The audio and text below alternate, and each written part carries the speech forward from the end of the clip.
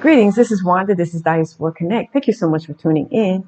I want to say thank you to my faithful subscribers, the ones that have been with me from the beginning of my journey leaving America and moving to Africa back in 2020.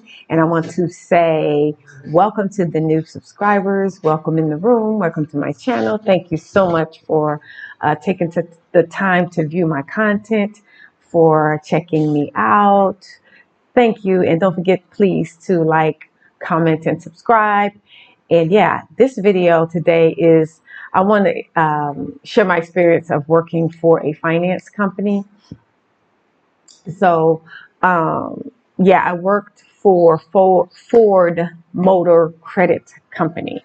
I also worked for the Ford Motor Company plant.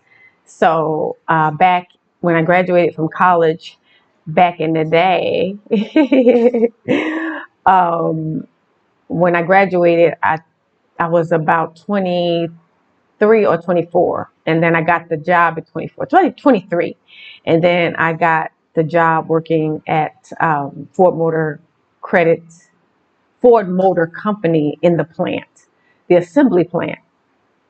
And so I knew it was going to be hard work, but they were starting people off at like 40,000 a year, and that was really good for fresh out of college, first major job. Before that, I did have little waitresses jobs, serving jobs here and there. So I have been a server or a waitress before, and then that was my first, I guess, real job, right? So I worked there for about 5 years, and then eventually I got pregnant with my son at about 20. I think I had him at like 28. So I got pregnant around 26, 7. And then, yeah. So anyway, I worked there, and then after I had my son, my body had changed. I couldn't do all that physical standing up, and I didn't do a lot of heavy lifting, but I did do a lot of manual stuff. So I was standing on my feet like for hours, 8 hours a day. I did have like an hour and 2 15-minute breaks or something, but other than that, I was standing long hours and using my hands a lot, my hands and my wrists and my arms. I use that because I worked on what you call the door line. And on the door line, the doors come down the assembly line. And then when they come to me, I have like certain things I have to do to the door. So, I might have to put 3 screws and tighten the 3 screws. I'll have this electric screw tightener, electric screw tightener, and it's just like an electric device, like zoop, zoop, zoop, one of those. And then I would tighten like the 3 screws and maybe put a rubber around the door, something like that. But I did that all day. I did that all day, and all day for 8 hours. I would do that job for like months or maybe a year until I applied for another job. So what I started doing was to give my body a chance to do other things. I didn't want to wear out my hands and wrists and arms doing the same old job over and over again. So I would apply for jobs where I could move around to the different parts of the door line and do different types of jobs. Some jobs I just use this, put push pins in the door and put like a cushion padding on the door, and just different stuff you can do on the doors. So, but anyway, I worked there for 5 years, and then I quit. And then years later, I moved to Colorado Springs, Colorado, and Ford Motor. I had a girlfriend that got a job at Ford Motor Credit Company, and I was telling her, I said, wow, I used to work for Ford Motor Company. And she was like, yeah, so just apply. So I applied as normal, and they called me. I took the test, everything, personality test, all that. And while I'm for the first day of work, I come in there and I, doing the little test. We had to do a lot of classwork and take tests every day for like 4 to 6 weeks or something like that, until we were knowledgeable and ready to get on the floor and start working. So they called me to human resources, and my heart was pounding. I was thinking, what's going on? And so they were like, well, you wouldn't be considered a new hire. You'll be considered a rehire because Ford Motor Credit is works for Ford. They're both the same company. It's just the finance part. And so I was like, oh, okay. So basically my time continued from when I was younger, and then I got the job, later in my 40s.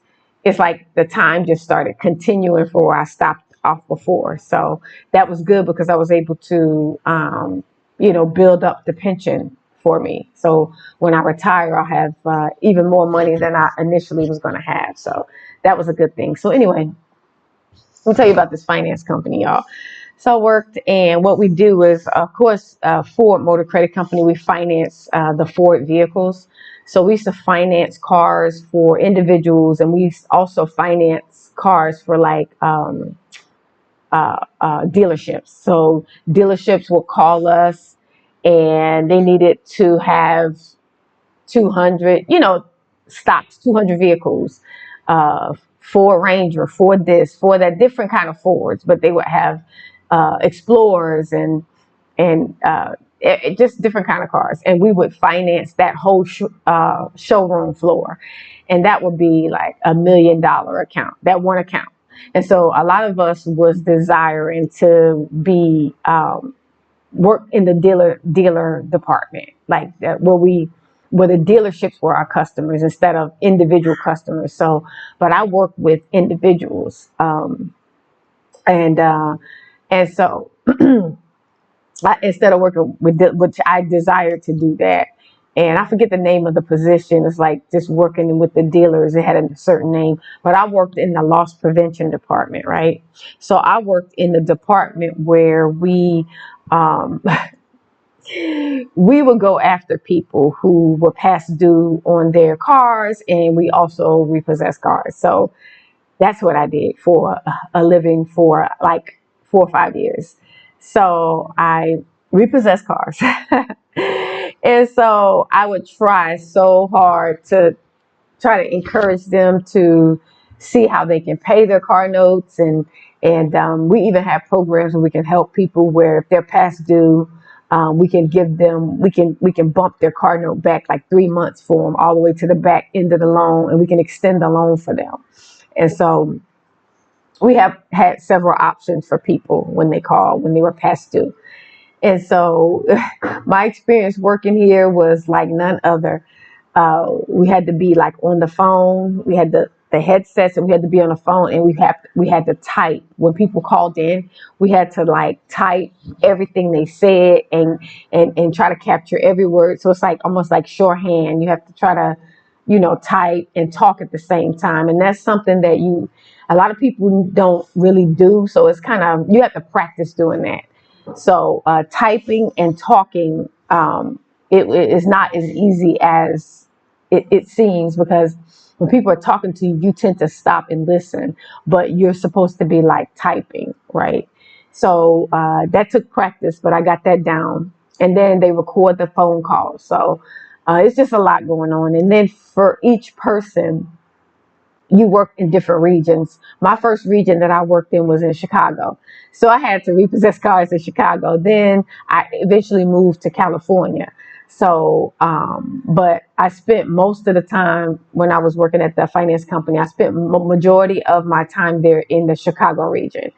And it was a trip. But I got accustomed to the repo companies, because we have repossession companies, like a couple of different companies that we work with, that they contracted with us. They were independent contractors with Ford, and we would call them if we needed a car repossessed. So, and it would be like they would come to us at like, they would come to the, law. I worked in loss prevention. They would come to our department at like about 30 days past due. So if they were like 30 days past due on their car note, their account will pop up in our department where we are collections. Basically, we're trying to collect the money. We're trying to reach them, whatever. So I had so many experiences, and it was a learning So it was a learning experience. And that job also helped me to become a really good budgeter and finance person, because I learned a lot working in that department, because we had a budget. So we have all of the cars. We had usually between 150 to 200 accounts. Usually they try not to give us more than that, but if they had to, then they would. But it would just be a lot for us to manage. But uh, I would say between 100 and maybe 50 or 60 to 200 different accounts, meaning different cars. And the way that you get a bonus is if the more cars that you get out of collections, the more of a bonus that you get. So at like the end of like the month, they will review your stats to see where you were. And I'm very competitive when it comes to stuff like that. So I used to be like, yeah, I'm gonna be at the top of the list. I'm gonna be at the top of the list. So I was like on it trying to get my money, right? And you could have a budget that's like $500,000. Your budget could be a couple of $1,000, but you know, 500, it's just your budget was like, our budgets were pretty big. And so if you were able to clear over a certain amount of your budget, and you would get like, they would recognize you. You would be like in the top, like out of all the collectors, you would be, I think it was like maybe 100, was it 100? Maybe, I can't remember if it was 50 or 60 collectors. And it would be like the top 10 they would recognize. So I was like always trying to be like in the top 10, clearing my accounts. And I've had so much experience working in that finance company. It helped me out a lot with managing large accounts and managing finances of large finances, large amounts. In if that I never personally had large amounts like that, but it really helped me learn to manage large amounts of money. And so some of the things we would do is, our goal was try to clear the account before they get like 60 days past due. So if they're 30 days past due, we can kind of call them, once a week or once every, I would say at least once a week. Within that week, we had to try to call them just to make sure you're still going to pay it. Can you pay it? Can you borrow the money? Like, we had to ask them all these questions. Can you think you can borrow it from your mama? You think? And but by the time it got to 60 days past due, we had to put it out for repossession. So that was the part that was the most challenging for me, because it was so difficult for me to repossess people's cars. It was so hard for me, especially when they were our people, because I know how our struggle is. So I will always talk to especially if it was like a single woman or a single parent or a couple with kids, like I will always try to talk to them, and I'll be like, can you do anything? Can you call somebody? I can hold the account if you can do this. I will be holding these accounts so long. And my supervisor, I would get to work. My supervisor would have a message for me as soon as I got to work. Why is this not out for repossession? Why is this not out for repossession? I have like 3 or 4 accounts that's in the 60s. And she's asking me, why are these not out for repossession? So I'm like, well, they said they're going to pay. They said they're going to pay. And she's like, when? So I had to kind of explain why I was holding these specific accounts. I had to explain. So, so yeah, I had to have a lot of chats, because it was just so hard for me. And after all these conversations, my supervisor talking to me, and she's like, you got to toughen up. You just got to do it.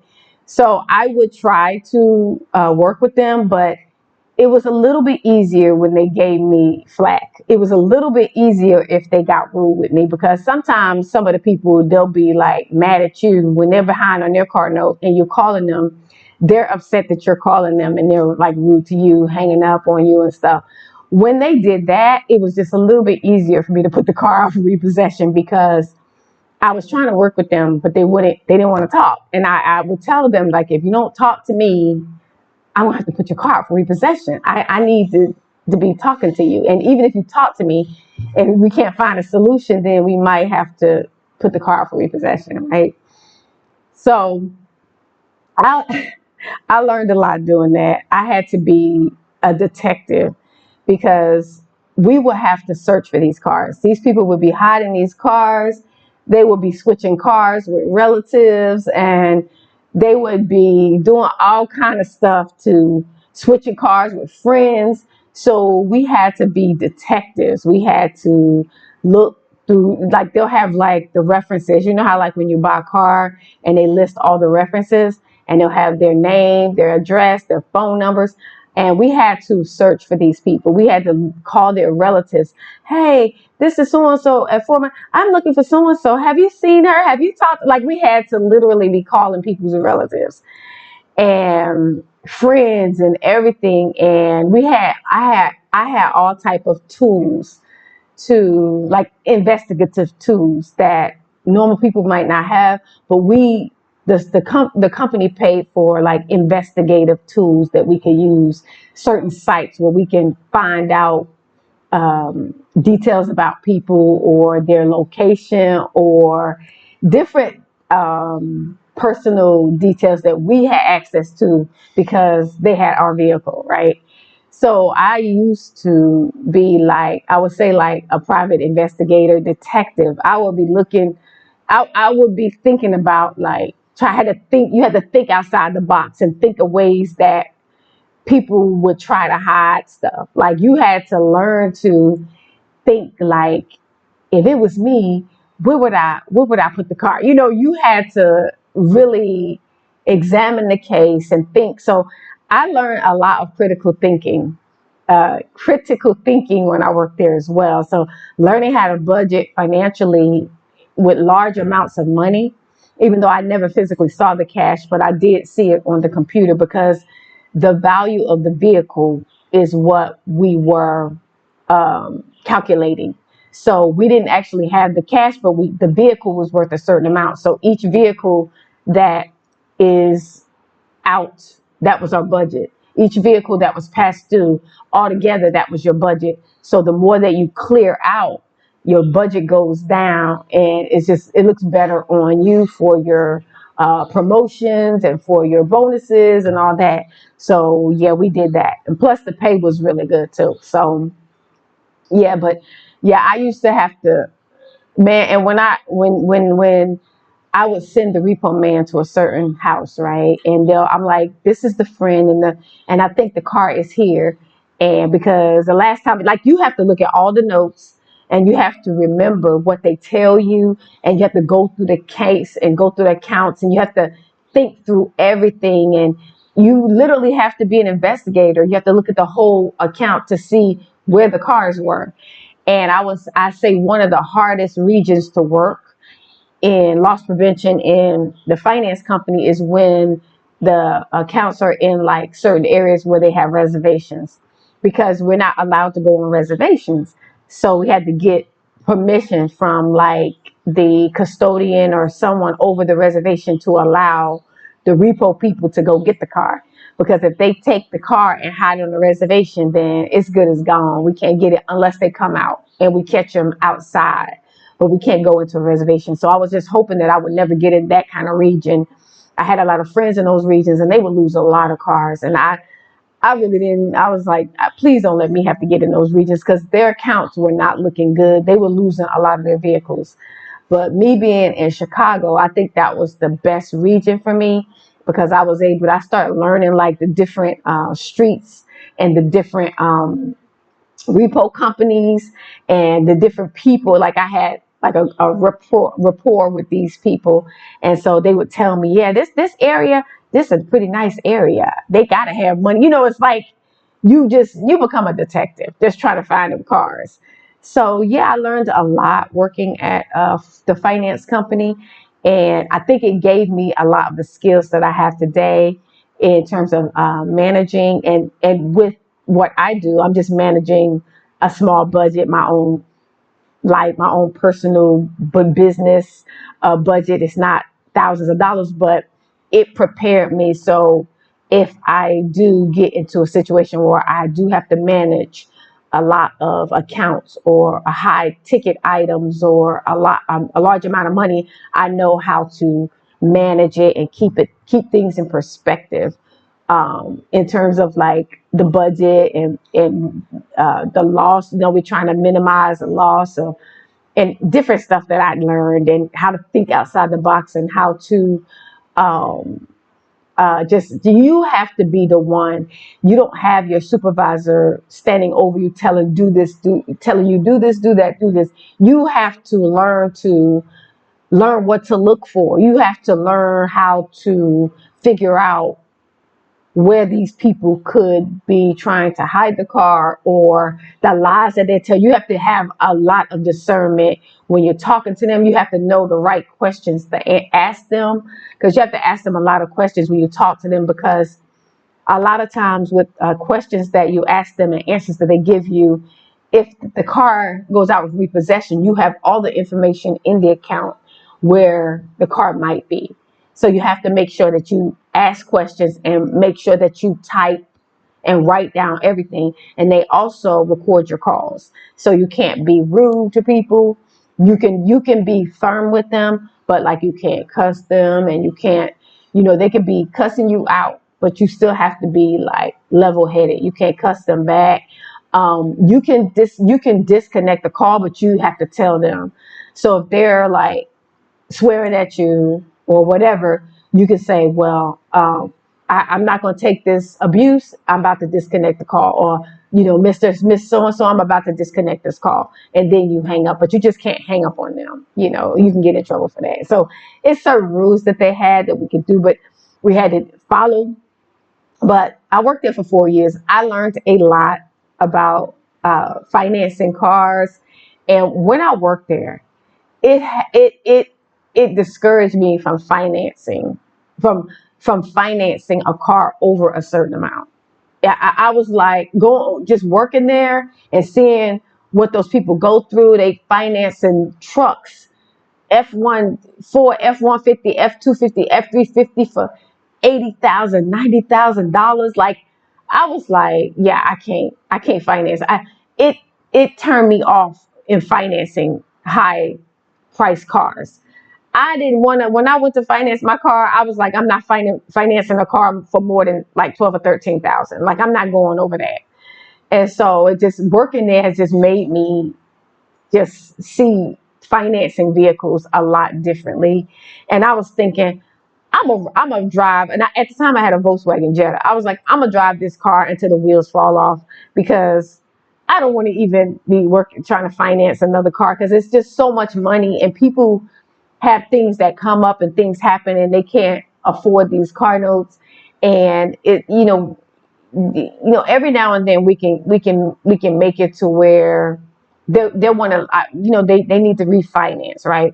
So we can help them to refinance it and bring the price of the car down. But it depends on like how long they had it. So it's a lot involved in it. And so it was such a hassle with some people that it just discouraged me from wanting to even finance another car. I had one at the time, and I'm like, yeah, I'm gonna ride this car till the wheels fall off.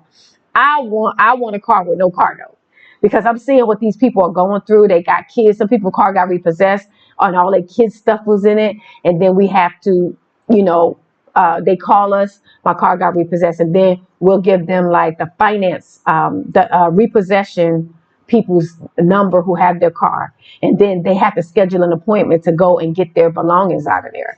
And so that's why a lot of times we tell them, if their car gets over a certain number of days past due and they're cooperating, we tell them, take your stuff out of the car, because we can't guarantee that your car won't be repossessed, even though you are talking to us, and even though you're trying to make provisions and find out how you can make this payment. It has to go out for repossession, because we can't hold it over a certain point, or our manager will be like coming to us, knocking on our desk, like, put that car out for repossession today. I've had that so many times. I used to get in so much trouble. Uh, I used to get in so much trouble because I would take so long to put a car out for repossession because I'm so soft-hearted, and I just put myself in their shoes, and I just would feel for them. But then I also know that things do happen, and sometimes people get in over their heads. Sometimes they see cars and they go to look for a vehicle, and they see the pretty shiny cars, and then they know they can't afford it, and then they get it. They know they can't afford it, and it's just that they're just the salesman talk them into it, because they're salesmen. They're trying to make a sale. They're trying to make commission. They don't care the fact that it's too much for you to afford, even though you just have to have a job and prove that you have enough to pay it. But that does not mean that it's affordable for you. That does not mean that it's over it's over your budget. Because even if you make a certain amount and they see that you can afford the car, they're not considering that you have other bills. You have mortgage, you have kids, daycare, you have other stuff that you have to pay for. So all your money cannot be allocated to a vehicle, and you got other bills. So a lot of people would finance cars above their budget, and they actually didn't have a budget. They would just see a car, and their lust of the eyes would just be like, I want that car. I love that car, blah, blah, blah. And then a month later, they're in our department. And we're like, you just purchased the car on this date, less than 30 days ago, you know, about 30 days ago, and it's already here. And they're like, yeah, no, really. Then they start telling the truth. Really, it was above my budget. And oh gosh, like that. And so they got like 5 or 6 years to pay on this car, and they already behind. So I used to see so much of that. It just discouraged me so much in financing cars. When I worked there, that just changed my whole mindset about financing vehicles, y'all. I was like, I'm telling you, I had my car, and I think I had a Volkswagen Jetta. And when I brought it, it was used, and it was like, I think $12,000. And, I financed it, and I was like, I'm not buying a car more than 15,000. I was so cheap. I was like, no. And I had the money, but I was like, I don't. I guess I had kind of like PTSD from watching other people, what they went through working at the finance company with their vehicles. I was like, yeah, I don't want to go through that. So I'm gonna get the lowest car note. I was telling my car note to be more than like 200. I think my car note was like $250 a month, something like that. And I was like, I don't want my car note to be more than $250. And it was like what, 12, 13,000 after being financed. It was like 12 to 13,000, because they have to add the finance charges on top of it. So I think it was initially maybe like 10 or 11,000, and then after it got financed, it was like 12,000. And then my car note was like 250, and I really wanted my car note to be 200. I was like, yeah. But they was like, it came out to 250, and I was like, I really like this car. So I was like, yeah, I'll go ahead and pay. So yeah, I learned a lot working for the finance company, and it was sad a lot of times, because you're taking people's livelihoods, their cars, and then they got to try to. And I would even ask them if they couldn't pay the car. No, I'd be like, well, is there a bus by you, or you think you can find like a train or bus? Like, I would just be so concerned about what are they gonna do. And so I had to have long conversations with my boss. She was like, with my manager, because she was like, you got to toughen up, And I'm like, well, I'm always explaining to my supervisor why I want them to have, because they'll ask you, they want you to be independent thinkers, and they don't want to have to tell you what to do. They want you to critically think and make decisions. They're preparing you for like higher positions, so they want you to be independent. So she would ask me, why would you think, why do you want to give this person another chance? Why do you want to give this family another chance? Like, she would ask me that, and I'm like, well, and I have my list of reasons. Well, they got a baby, and da da da da da, and I'll tell her, and she would give me her reasons why we should put it out for repossession, because they can't really afford it.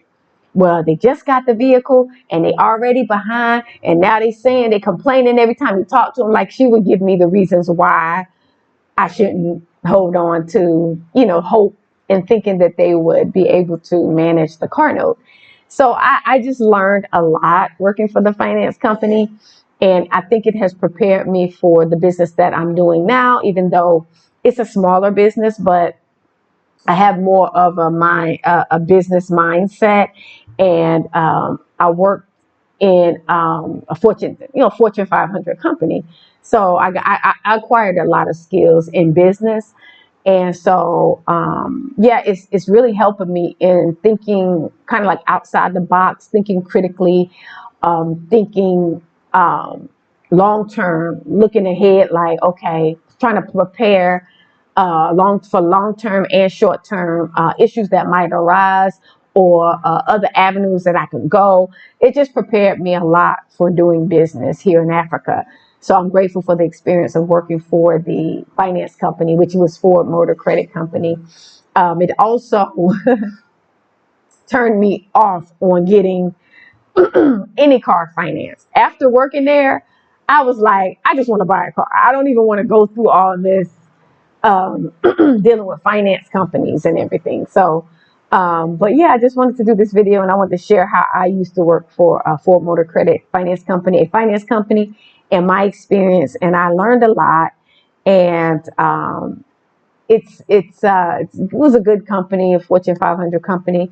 So yeah, I have had a good amount of experience in working for Ford, because I also worked on the line, like I said, the assembly line. So I've had both sides of the coin, working in the plant and in the office. So, but yeah, I just wanted to share this, give you a little bit of knowledge on, share a little bit of my background and some of my experiences. I also have a bachelor's degree in business administration.